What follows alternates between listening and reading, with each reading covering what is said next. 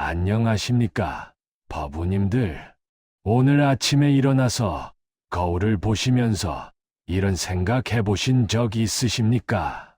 왜 어떤 사람은 어디를 가든 사람들이 좋아하고 환영받는데 나는 아무리 노력해도 마음 깊은 곳에서 우러나오는 진정한 사랑을 받지 못하는 것 같다고 말입니다.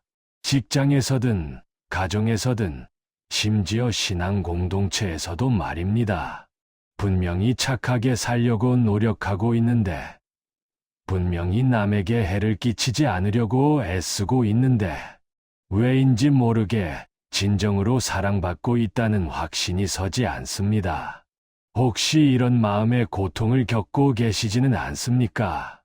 때로는 내가 너무 부족한 사람이라서 사랑받을 자격이 없는 것은 아닌가 하는 자책감에 빠지기도 하고, 때로는 세상 사람들이 모두 이기적이고 표면적이어서 진정한 마음을 알아주지 못한다고 원망하기도 합니다. 그런데 법우님들, 오늘 제가 전해드리고자 하는 부처님의 가르침을 통해서 이런 고민이 완전히 해결될 수 있다는 사실을 아시겠습니까? 사실 진정으로 사랑받는 사람들에게는 우리가 미처 알아채지 못한 아주 특별한 4가지 비밀이 있습니다. 이 비밀들은 부처님께서 2500년 전에 이미 명확하게 가르쳐 주셨고, 수많은 선사님들께서 자신의 삶으로 실증해 보이신 진리들입니다. 오늘 이 시간을 통해서 법우님들께서 이 4가지 비밀을 완전히 이해하고 실천할 수 있게 된다면, 단언컨대 법우님들을 바라보는 주변 사람들의 시선이 완전히 달라질 것입니다. 그리고 무엇보다도 법우님들 자신이 느끼는 삶의 충만감과 행복감이 전혀 다른 차원으로 올라갈 것입니다. 지금 이 순간부터 제가 전해드리는 부처님의 가르침에 온전히 마음을 열어주시기 바랍니다. 혹시 지금까지 여러 가지 방법들을 시도해 보셨지만 별다른 변화를 경험하지 못하셨다고 해서 실망하지 마십시오. 왜냐하면 오늘 말씀드릴 내용들은 단순한 처세술이나 심리학적 기법이 아니라 우주의 근본 진리에 바탕을 둔 부처님의 깨달음이기 때문입니다.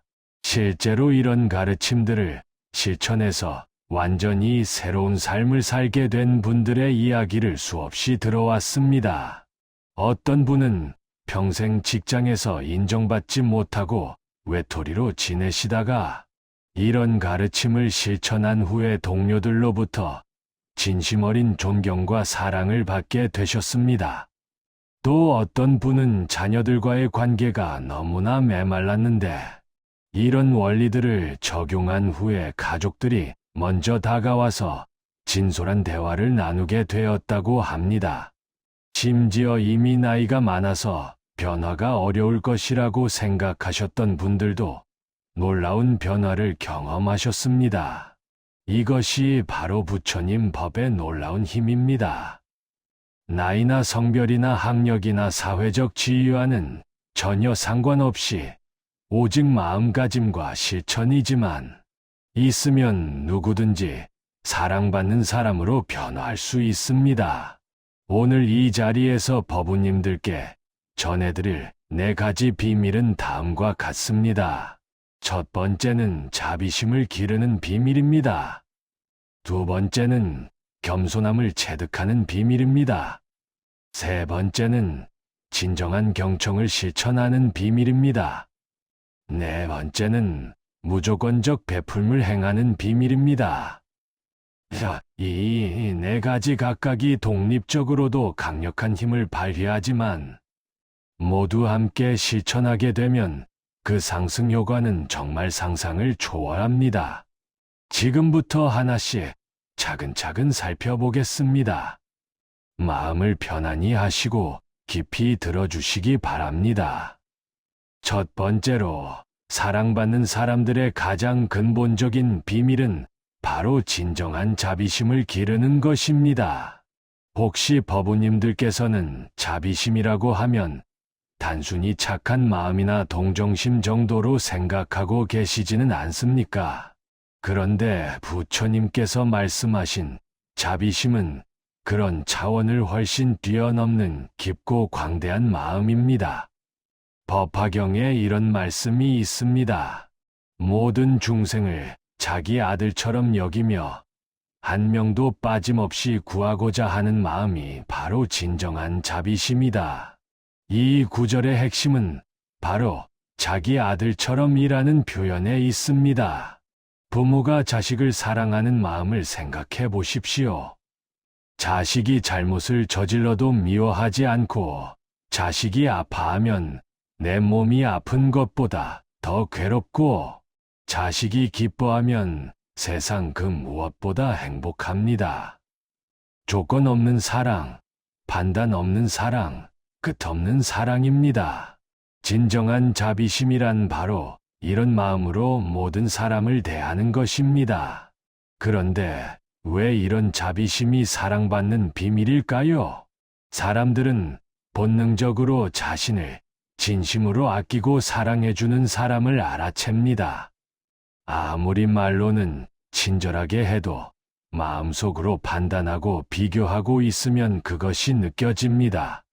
반대로 진정으로 상대방의 행복을 바라는 마음이 있으면 말 한마디 행동 하나에서도 그 따뜻함이 자연스럽게 배어나옵니다. 실제로 직장에서 사랑받는 사람들을 관찰해 보십시오. 그분들은 동료가 실수를 해도 먼저 감싸주려고 하고 누군가 어려운 일이 있으면 자신의 일처럼 걱정해주고 다른 사람의 성공을 진심으로 축하해줍니다. 이런 마음가짐이 바로 자비심에서 나오는 것입니다. 그렇다면 구체적으로 어떻게 자비심을 기를 수 있을까요? 부처님께서 제시하신 가장 효과적인 방법이 바로 자타이르의 관법입니다. 매일 아침 일어나서 이렇게 마음속으로 되뇌어 보십시오. 오늘 만날 모든 사람들이 과거 생에서 나의 부모였고 미래 생에서 나의 자녀가 될 수 있는 소중한 인연이다. 이렇게 생각하고 사람들을 대해 보십시오. 처음에는 어색하고 억지스러울 수 있습니다. 특히 평소에 좋지 않게 생각했던 사람들에게는 더욱 그럴 것입니다. 하지만 계속 연습하다 보면 점점 자연스러워집니다. 그리고 놀랍게도 상대방의 반응도 달라지기 시작합니다. 한 번은 이런 일이 있었습니다. 어떤 법우님께서 직장에서 자신을 괴롭히는 상사 때문에 매일 고통스러워 하셨습니다. 그런데 자비관을 실천하기 시작하면서 그 상사도 사실은 여러 가지 스트레스와 압박감 때문에 힘들어하는 불쌍한 사람이라는 것을 깨달았습니다. 그래서 비난하는 마음 대신 연민의 마음으로 대하기 시작했습니다. 상사가 화를 내도 저 사람이 얼마나 힘들면 저럴까라고 생각하며 이해하려고 노력했습니다.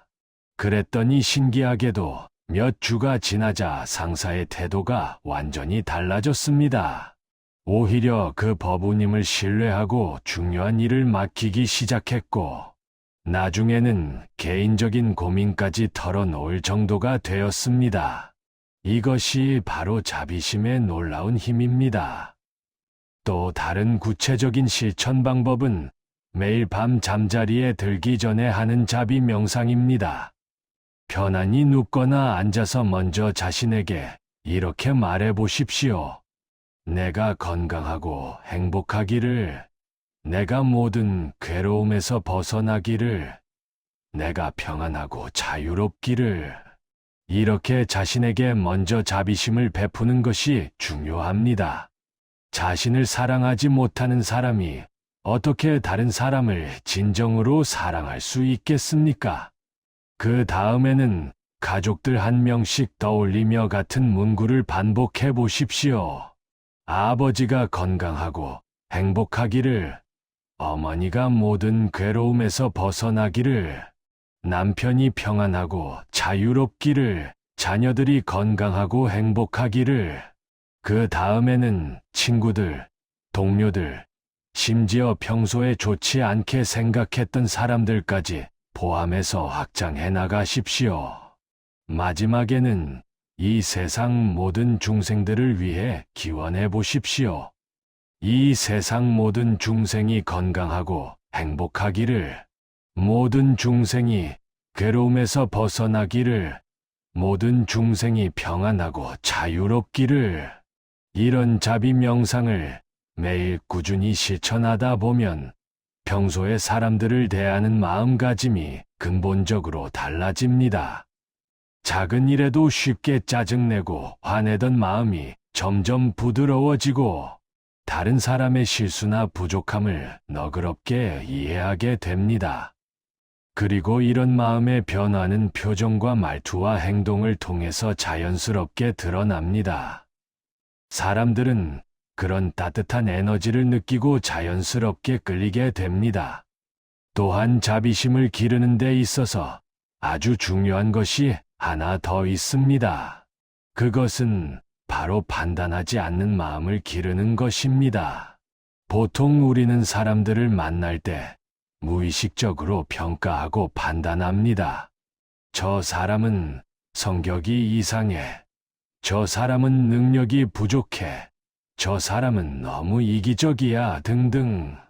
하지만 진정한 자비심은 이런 판단을 넘어선 무조건적인 수용입니다. 계능선사의 말씀을 보면 이런 구절이 있습니다. 다른 사람의 잘못을 보지 말고 다른 사람의 선악을 논하지 말라. 오직 자신의 마음만을 돌아보라. 이것은 다른 사람의 잘못을 눈감아주라는 뜻이 아닙니다. 잘못된 것은 잘못되었다고 해야 할 때도 있습니다. 하지만 그 사람 자체를 판단하고 정죄하지는 말라는 뜻입니다. 행위와 인격을 분리해서 생각하라는 것입니다. 예를 들어, 누군가 거짓말을 했다면 거짓말은 잘못된 행위다라고 말할 수는 있지만, 저 사람은 거짓말쟁이야라고 그 사람 전체를 규정해서는 안 된다는 것입니다.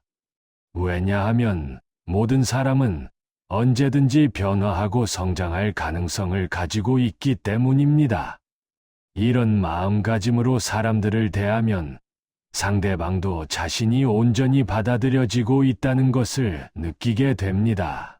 그리고 그런 안정감 속에서 사람들은 자신의 진정한 모습을 보여주고 더 나은 사람이 되려고 노력하게 됩니다. 자비심을 기르는 과정에서 또 하나 중요한 것은 인내심입니다. 진정한 자비심은 하루아침에 생기는 것이 아닙니다. 오랜 시간에 걸쳐서 꾸준히 마음을 닫고 훈련해야 합니다. 때로는 자비심을 실천하려고 노력해도 상대방이 고마워하지 않거나 오히려 이용당하는 것 같은 기분이 들 수도 있습니다.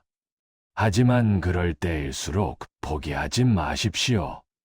부처님께서도 깨달음을 얻기까지 수없이 많은 시간과 노력을 기울이셨습니다.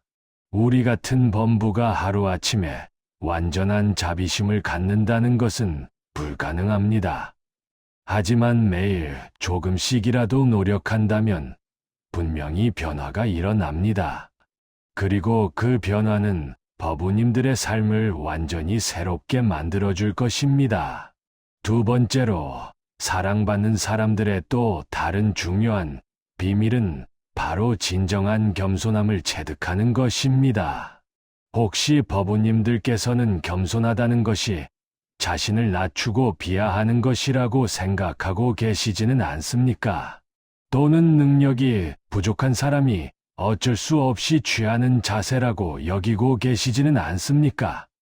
그런데 부처님께서 말씀하신 진정한 겸손함은 그런 차원과는 전혀 다릅니다. 금강경에 이런 구절이 있습니다. 모든 법이 무아이거늘 어찌 내가 남보다 낫다고 하겠는가? 모든 것이 인연으로 이루어졌거늘 어찌 내 공로라고 하겠는가?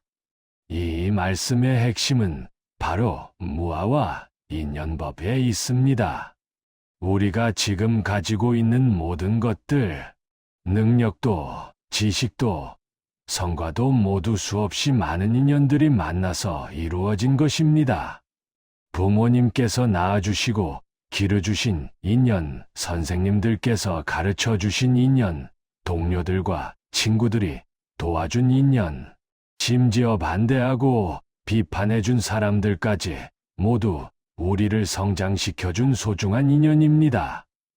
이런 관점에서 보면 내가 잘났다, 내가 해냈다라고 말할 수 있는 것이 과연 무엇이 있겠습니까?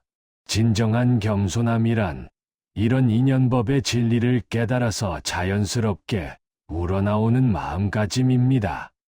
그런데 왜 이런 겸손함이 사랑받는 비밀일까요? 사람들은 본능적으로 자만하고 거만한 사람을 멀리하려고 합니다. 아무리 능력이 뛰어나고 성과가 좋아도 자신을 과시하고 다른 사람을 무시하는 사람에게는 진정한 친밀감을 느끼지 못합니다. 반대로 겸손한 사람 앞에서는 위축되지 않고 편안함을 느낍니다. 자신도 인정받고 존중받는다는 느낌을 받기 때문입니다. 그리고 겸손한 사람은 항상 배우고 성장하려는 자세를 가지고 있기 때문에 함께 있으면 자신도 발전할 수 있다는 긍정적인 에너지를 받게 됩니다. 조주선사의 일화 중에 이런 이야기가 있습니다. 어떤 젊은 수행자가 조주선사에게 와서 자신이 얼마나 많은 경전을 외우고 있는지 자랑했습니다. 그러자 조주선사가 그 많은 경전들이 모두 너를 외우고 있다라고 말씀하셨습니다. 이 말씀의 뜻은 진정한 지혜란 많은 지식을 머리에 넣는 것이 아니라 그 지혜가 자신의 삶과 마음을 완전히 변화시키는 것이라는 의미입니다. 아무리 많은 것을 안다고 해도 그것이 자만심으로 이어진다면 오히려 걸림돌이 됩니다. 진정한 지혜는 겸손함과 함께 갈 때만 빛을 발합니다. 그렇다면 구체적으로 어떻게 겸손함을 실천할 수 있을까요? 가장 기본적인 것은 매일 아침 이렇게 스스로에게 다짐하는 것입니다. 오늘 하루 모든 사람에게서 배울 점을 찾아보자. 나이가 어리든 지위가 낮든 학력이 부족하든 상관없이 모든 사람이 나의 스승이 될 수 있다. 이런 마음가짐으로 사람들을 만나보십시오. 정말 놀라운 일이 벌어집니다. 평소에는 대수롭지 않게 여겼던 사람들에게서도 귀중한 지혜와 통찰을 발견하게 됩니다. 청소하시는 아주머니에게서는 성실함과 책임감을, 어린 아이에게서는 순수함과 호기심을, 심지어 자신을 비판하는 사람에게서도 자신의 부족한 점을 발견할 수 있습니다. 한 번은 이런 일이 있었습니다. 어떤 대학 교수님께서 자신의 전문 분야에 대해 굉장한 자부심을 가지고 계셨습니다. 그런데 어느 날 시장에서 만난 할머니와 대화하면서 놀라운 경험을 하셨습니다. 그 할머니께서 인생에 대한 깊은 통찰을 자연스럽게 말씀하시는 것을 듣고 자신이 그동안 얼마나 좁은 시각으로 세상을 바라보고 있었는지 깨달았다고 합니다. 그 이후로는 누구를 만나든 먼저 들어보고 배우려고 노력하셨고, 그 결과 학생들과 동료들 사이에서 더욱 존경받는 분이 되셨습니다. 겸손함을 실천하는 또 다른 중요한 방법은 공로를 나누는 것입니다. 무언가 좋은 성과를 얻었을 때 제가 해낸 것입니다 라고 말하는 대신 여러분들의 도움 덕분입니다. 좋은 인연들이 만나서 가능했습니다 라고 표현해 보십시오. 이것은 거짓 겸손이 아니라 인연법의 진리를 인정하는 정직한 표현입니다. 실제로 우리가 이룬 모든 성과는 혼자만의 힘으로는 불가능합니다. 부모님의 양육, 스승님의 가르침, 동료들의 협력, 사회의 지원 등등 수없이 많은 인연들이 함께 작용한 결과입니다. 이런 사실을 인정하고 감사하는 마음을 표현하면 사람들은 더욱 기꺼이 협력하고 도와주려고 합니다. 반대로 모든 공로를 혼자서 독차지하려고 하면 사람들은 점점 거리를 두게 됩니다. 겸손함을 기르는 과정에서 또 하나 중요한 것은 실수를 인정하는 용기입니다. 완벽한 사람은 없습니다. 누구나 실수를 하고 부족한 점이 있습니다. 그런데 자존심 때문에 이런 실수를 감추거나 변명하려고 하면 오히려 더 큰 문제가 됩니다. 진정으로 겸손한 사람은 자신의 실수를 솔직하게 인정하고 사과할 줄 압니다. 제가 잘못 생각했습니다. 제가 부족했습니다. 죄송합니다 라는 말을 자연스럽게 할 수 있습니다. 이런 모습을 보면 사람들은 오히려 더욱 신뢰하고 존경하게 됩니다. 왜냐하면 자신의 약점을 드러낼 수 있는 용기야말로 진정한 강함의 표현이기 때문입니다. 또한 겸손함을 실천할 때 주의해야 할 점도 있습니다. 그것은 바로 겸손함과 비굴함을 혼동하지 않는 것입니다. 겸손함은 자신을 올바르게 아는 지혜에서 나오지만 비굴함은 자신감, 부족이나 두려움에서 나옵니다. 겸손한 사람은 필요할 때는 분명하게 자신의 의견을 표현하고 옳지 않은 일에는 용기 있게 반대할 수 있습니다. 다만 그럴 때도 상대방을 공격하거나 무시하지 않고 존중하는 마음으로 대화합니다. 경전에 이런 말씀이 있습니다. 겸손함은 약함이 아니라 가장 강한 힘이다. 물이 가장 낮은 곳으로 흐르면서도 바위를 뚫는 것처럼 진정한 겸손함을 가진 사람은 부드러우면서도 굳건하고 낮으면서도 존귀합니다. 그리고 이런 품성을 가진 사람 주위에는 자연스럽게 사람들이 모이게 됩니다. 마지막으로 겸손함을 기르기 위한 구체적인 수행법을 말씀드리겠습니다. 매일 저녁 잠자리에 들기 전에 하루를 돌이켜보며 이렇게 자문해 보십시오. 오늘 내가 교만하거나 자만했던 순간은 없었는가? 누군가를 무시하거나 깔보았던 적은 없었는가? 내 잘못을 인정하지 않고 변명했던 일은 없었는가? 이렇게 솔직하게 자신을 돌아보고 부족했던 부분이 있으면 진심으로 참회하십시오. 그리고 내일은 더 겸손한 마음으로 살겠다고 다짐하십시오. 이런 성찰을 매일 꾸준히 실천하면 점점 겸손한 품성이 자연스럽게 몸에 배게 됩니다. 세 번째로, 사랑받는 사람들의 또 다른 소중한 비밀은 바로 진정한 경청을 실천하는 것입니다. 혹시 법우님들께서는 대화를 할 때 상대방의 말을 들으면서도 머릿속으로는 자신이 할 말을 미리 준비하고 계시지는 않습니까? 또는 상대방이 아직 말을 다 하지 않았는데 성급하게 끼어들어서 자신의 의견을 말하고 계시지는 않습니까? 사실 이런 모습들은 우리가 일상에서 흔히 하는 일들입니다. 하지만 부처님께서 가르쳐 주신 진정한 소통의 방식은 이와는 완전히 다릅니다. 유마경에 이런 말씀이 있습니다. 말하지 않으면서도 설법하고 듣지 않으면서도 듣는다. 이것이 진정한 소통의 도이다. 이 구절이 가르쳐주는 핵심은 바로 온전한 존재로서의 경청입니다. 단순히 귀로 소리를 듣는 것이 아니라 마음과 정신을 다해서 상대방의 존재 자체를 받아들이는 것입니다. 상대방이 말하는 내용뿐만 아니라 그 말 속에 담긴 감정도 말하지 않은 마음도 모두 느끼고 이해하려고 노력하는 것입니다.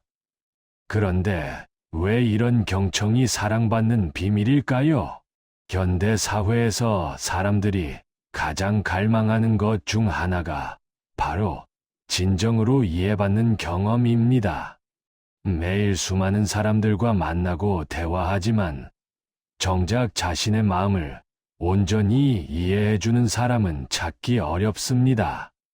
대부분 사람들은 자신의 이야기를 하고 싶어 하지 다른 사람의 이야기를 깊이 들어주려고 하지 않습니다. 그런 상황에서 진정으로 자신의 말에 귀 기울이고 공감해주고 이해해주는 사람을 만나면 어떤 기분이 들까요? 마치 사막에서 오아시스를 만난 것 같은 안도감과 감사함을 느끼게 됩니다. 그리고 그런 사람에게는 자연스럽게 마음을 열고 더 가까워지고 싶어 합니다. 달마대사의 일화 중에 이런 이야기가 있습니다. 양무제가 달마대사에게 나는 지금까지 수많은 절을 짓고 스님들을 공양했는데 어떤 공덕이 있겠습니까? 라고 물었습니다. 그러자 달마대사는 공덕이 없습니다 라고 대답했습니다. 양무제가 놀라서 그럼 무엇이 성스러운 진리입니까? 라고 다시 물었습니다. 달마대사는 텅 비어 있어서 성스럽다고 할 것도 없습니다 라고 답했습니다. 양무제가 그렇다면 내 앞에 있는 당신은 누구입니까? 라고 물었을 때 달마대사는 모릅니다 라고 답했습니다. 이 대화에서 중요한 것은 달마대사의 답변 내용보다도 양무제의 질문을 있는 그대로 듣고 진솔하게 응답한 자세입니다.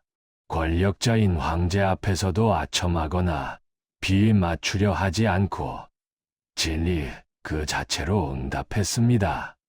이것이 바로 진정한 경청과 소통의 모습입니다. 그렇다면 구체적으로 어떻게 진정한 경청을 실천할 수 있을까요? 첫째, 상대방이 말할 때는 다른 모든 것을 내려놓고 온전히 집중하십시오. 스마트폰을 보거나 다른 일을 하거나 마음이 다른 곳에 가 있으면 진정한 경청이 불가능합니다. 눈을 마주치고 고개를 끄덕이며 그렇군요. 이해됩니다. 같은 반응을 자연스럽게 보여주십시오. 이런 작은 행동들이 상대방에게는 내 말을 정말로 들어주고 있구나라는 안정감을 줍니다. 둘째, 성급하게 판단하거나 조언하려고 하지 마십시오. 상대방이 힘든 이야기를 할 때 우리는 본능적으로 그럴 때는 이렇게 해야 해. 내 생각에는 이래 같은 조언을 하려고 합니다. 하지만 대부분의 경우 사람들이 원하는 것은 조언이 아니라 공감입니다. 먼저 충분히 들어주고 그 마음을 이해해주는 것이 우선입니다. 조언이 필요한 상황이라면 제가 조언해드려도 될까요? 라고 먼저 물어보는 것이 좋습니다. 셋째, 상대방의 감정을 반영해서 표현해 보십시오. 예를 들어 상대방이 화난 목소리로 무언가를 이야기한다면 정말 속상하셨겠네요. 화가 날 만하네요. 라고 그 감정을 인정해 주십시오. 슬픈 이야기를 한다면 많이 힘드셨을 것 같아요. 라고 공감을 표현하십시오. 이렇게 감정을 반영해주면 상대방은 자신의 마음이 온전히 받아들여졌다고 느끼게 됩니다. 넷째, 모르는 것은 솔직하게 모른다고 말씀하십시오. 모든 것을 다 아는 척하거나 아는 것처럼 대답하려고 하지 마십시오. 그 부분은 제가 잘 모르겠네요. 그런 경험이 없어서 잘 이해가 안 됩니다만 더 자세히 설명해 주시겠어요? 라고 솔직하게 말하는 것이 훨씬 진정성 있게 받아들여집니다. 다섯째, 적절한 질문을 통해서 더 깊이 이해하려고 노력하십시오. 그때 기분이 어떠셨어요? 그런 상황에서 가장 힘들었던 부분은 무엇이었나요? 어떤 도움이 가장 필요하신가요? 같은 질문들을 통해서 상대방이 자신의 마음을 더 깊이 표현할 수 있도록 도와주십시오. 한 번은 이런 일이 있었습니다. 어떤 법우님께서 직장에서 동료들과 사이가 좋지 않아서 고민하고 계셨습니다.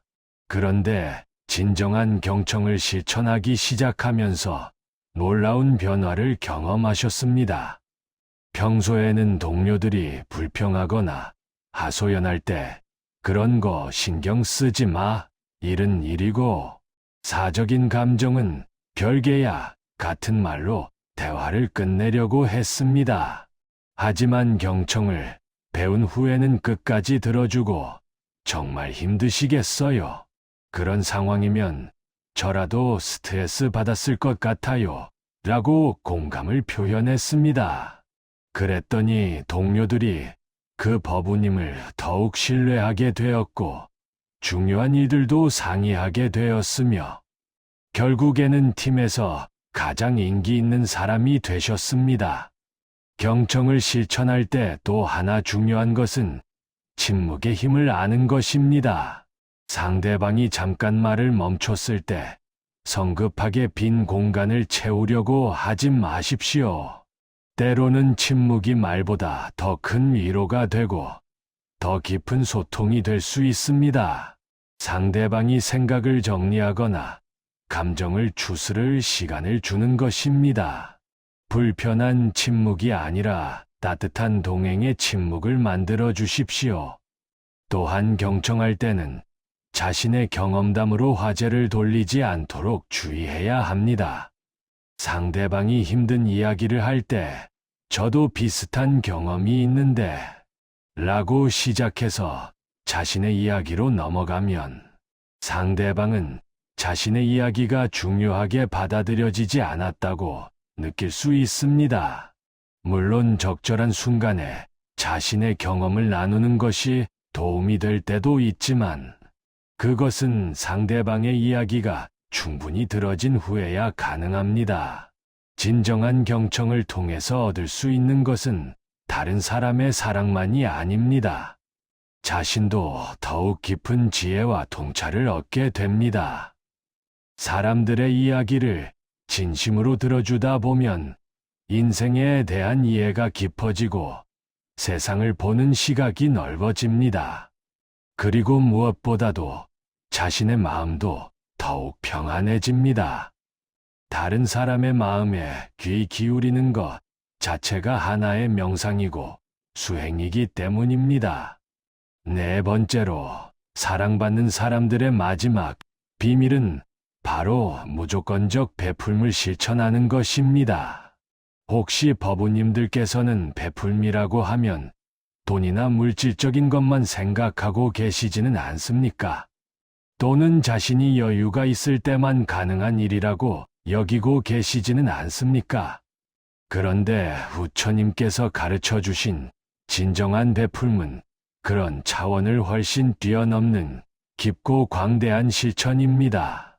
보살행원품에 이런 말씀이 있습니다. 모든 중생의 괴로움을 덜어주고 모든 중생의 행복을 증진시키는 것이 보살의 서원이다. 자신의 이익을 구하지 않고 오직 남을 위해서 헌신하는 것이 진정한 보살도이다. 이 말씀의 핵심은 무조건적이라는 부분에 있습니다. 대가를 바라지 않고 상대방이 누구든지 상관없이 자신의 능력 범위 안에서 최선을 다해서 도움을 주는 것입니다. 그런데 왜 이런 베풀미 사랑받는 비밀일까요? 사람들은 본능적으로 자신에게 도움이 되고 유익한 사람을 좋아합니다. 그런데 여기서 중요한 것은 물질적인 도움만이 아니라는 점입니다. 때로는 따뜻한 말 한마디, 진심 어린 미소 하나, 관심 어린 안부 인사가 큰 돈보다 더 귀중한 선물이 될 수 있습니다. 특히 현대 사회처럼 물질적으로는 풍요롭지만 정신적으로는 메마른 시대에는 더욱 그렇습니다. 사람들은 자신을 진심으로 생각해주고 필요할 때 도움을 주려고 하는 사람에게 깊은 감사와 애정을 느끼게 됩니다. 원효대사의 일화 중에 이런 이야기가 있습니다. 어느 추운 겨울날 원효대사가 길을 가다가 떨고 있는 거지를 만났습니다. 원효대사는 자신이 입고 있던 옷을 벗어서 그 거지에게 주었습니다. 그러자 거지가 "스님, 그러면 스님은 어떻게 하시겠습니까?" 라고 물었습니다. 원효대사는 "나는 부처님의 제자이니 부처님께서 지켜주실 것이요 라고 답하며 웃으셨습니다.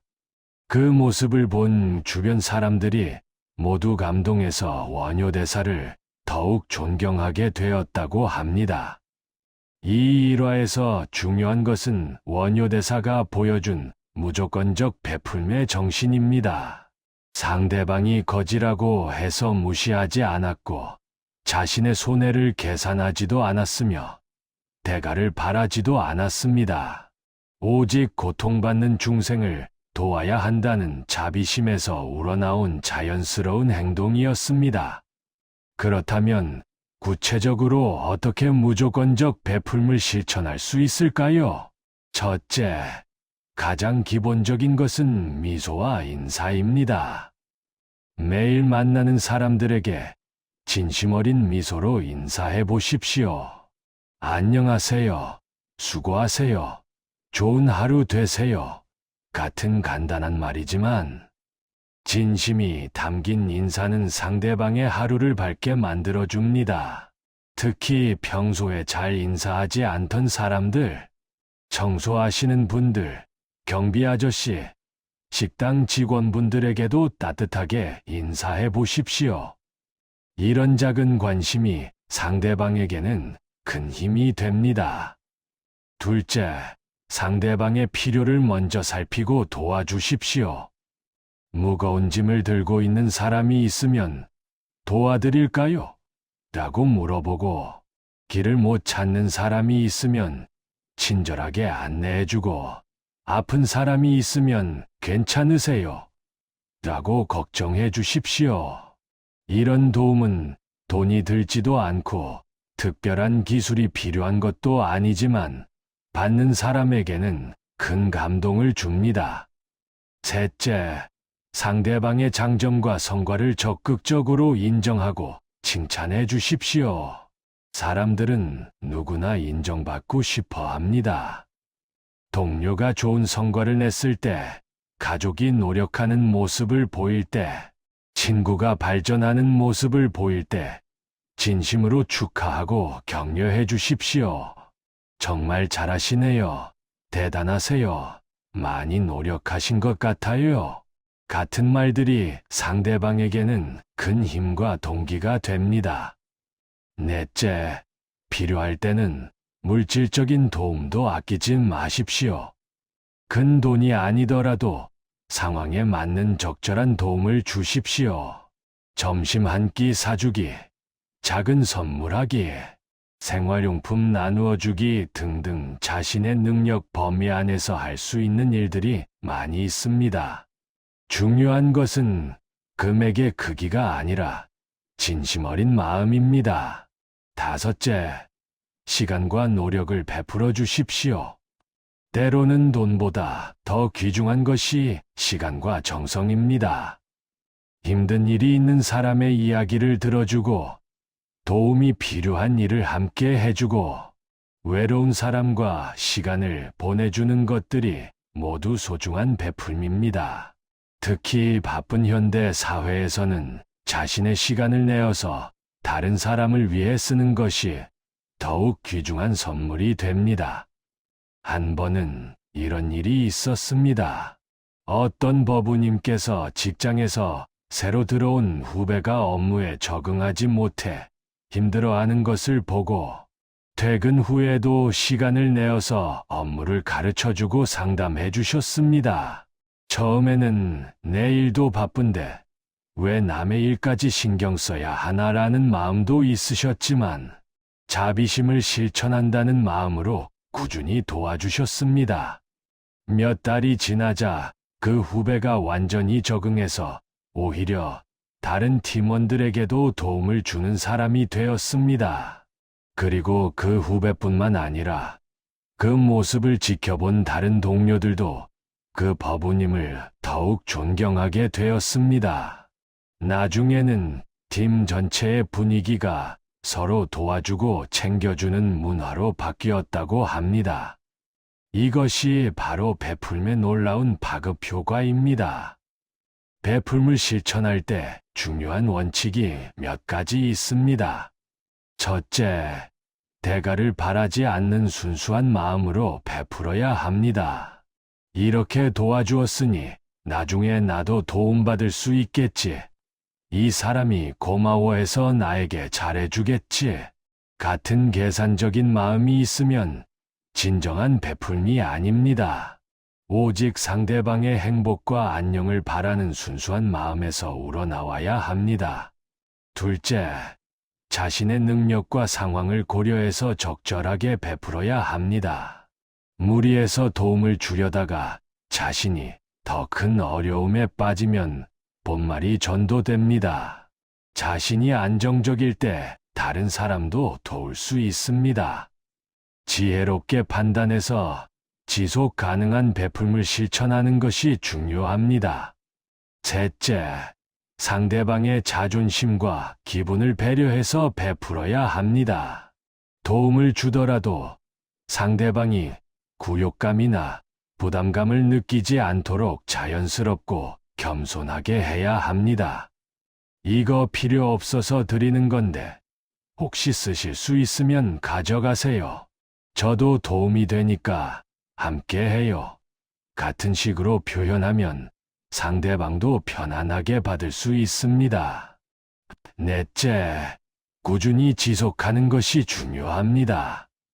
한번 크게 도와주는 것보다는 작더라도 꾸준히 관심을 보이고 도움을 주는 것이 더 큰 효과를 발휘합니다.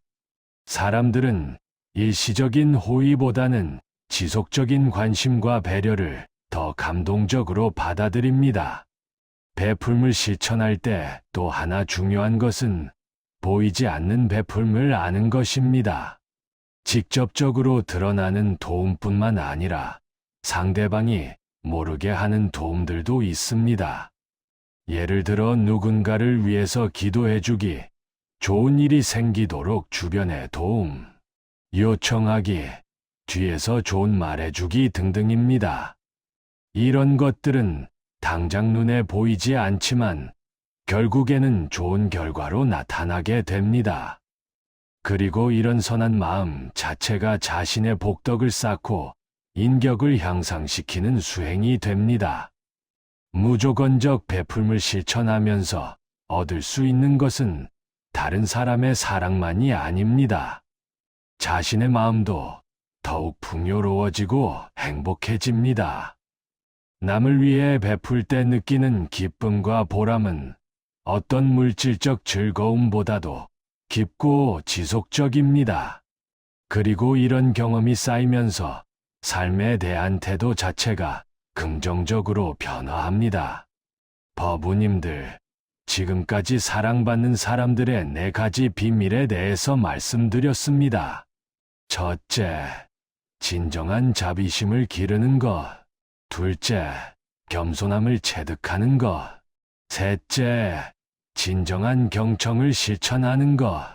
넷째, 무조건적 베풀물 행하는 것. 이 4가지는 서로 떨어져 있는 별개의 덕목이 아닙니다.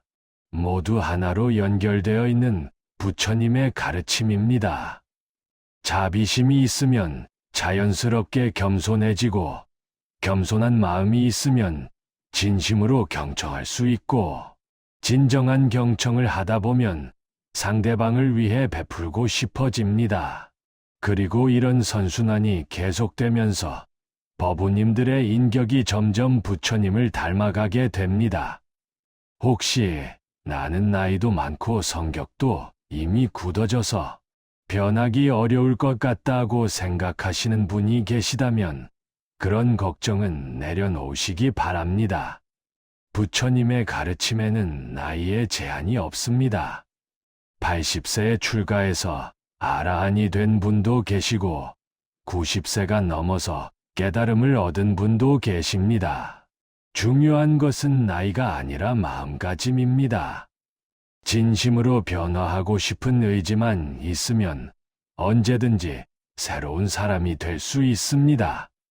오늘부터 당장 실천해 보시기 바랍니다. 아침에 일어나서 오늘은 자비롭고 겸손하고 경청하며 베푸는 하루를 살겠다고 다짐하고 만나는 모든 사람들에게 이런 마음으로 대해 보십시오. 처음에는 어색하고 힘들 수도 있습니다. 하지만 며칠만 지나도 주변 사람들의 반응이 달라지는 것을 느끼실 수 있을 것입니다. 그리고 몇 주, 몇 달이 지나면 법우님들 자신도 놀랄 만큼 변화된 모습을 발견하게 될 것입니다. 부처님께서 말씀하신 대로 모든 것은 마음에서 시작됩니다.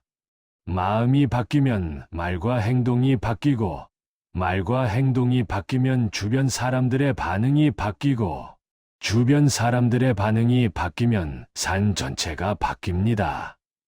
이 놀라운 변화의 시작점이 바로 지금 이 순간입니다.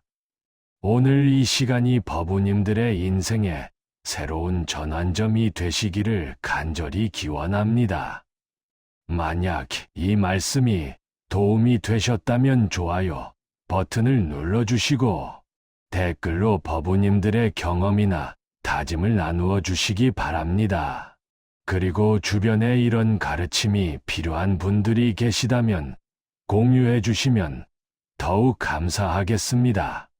모든 중생이 괴로움에서 벗어나 진정한 행복을 얻기를 바라며 오늘 이 공덕을 모든 법계 중생들에게 회양하겠습니다.